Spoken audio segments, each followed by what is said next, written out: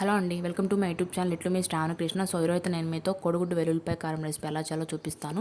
So ఎప్పుడైనా మనకి time తక్కువగా ఉన్నప్పుడు, నోటికి ఏదైనా మంచిగా తినాలనిపించినప్పుడు సో ఈ రెసిపీ అయితే చాలా బాగుంటుంది. ఒకసారి ట్రై చేయండి.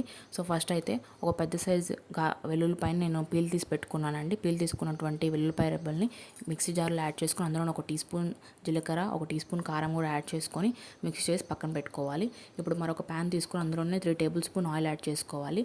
నేనైతే ఒక 4 ఎగ్స్ని బాయిల్ చేసి పెట్టుకున్నానండి. బాయిల్ చేసుకున్న ఎగ్స్ని ఇలా ఘాట్లు పెట్టి తీసుకొని మనం వేసుకున్నటువంటి ఆయిల్లో ఎగ్స్ని యాడ్ చేసుకోవాలి.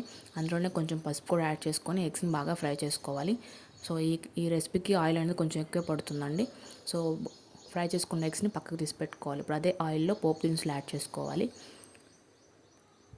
కొంచెం కరివేపాకు కూడా యాడ్ చేసుకొని పోపు దినుసులని బాగా ఫ్రై చేసుకున్న తర్వాత నేనైతే ఒక 3 మీడియం సైజ్ ఆనియన్స్ని కట్ చేసి పెట్టుకున్నాను. సో ఇప్పుడు ఆనియన్స్ కూడా పోపులో యాడ్ చేసేసి బాగా మిక్స్ చేసుకోవాలి. ఇందులోనే టేస్ట్ సరిపడా సాల్ట్, హాఫ్ టీ స్పూన్ పసుపు కూడా యాడ్ చేసుకున్నాను నేను. సో పసుపు, సాల్ట్ యాడ్ చేసుకున్న తర్వాత బాగా మిక్స్ చేసుకొని ఆనియన్స్ని మంచిగా ఫ్రై చేసుకోవాలండి. ఆనియన్స్ కొంచెం కలర్ చేంజ్ అయిన తర్వాత అందులోనే కొంచెం కొత్తిమీర కూడా యాడ్ చేసుకొని బాగా ఫ్రై చేసుకున్న తర్వాత మనం పక్కన పెట్టుకున్నటువంటి వెల్లుల్లిపాయ కారాన్ని ఇందులో యాడ్ చేసుకోవాలి. ఇది పచ్చివాసన పోయేంత వరకు బాగా ఫ్రై చేసుకోవాలండి.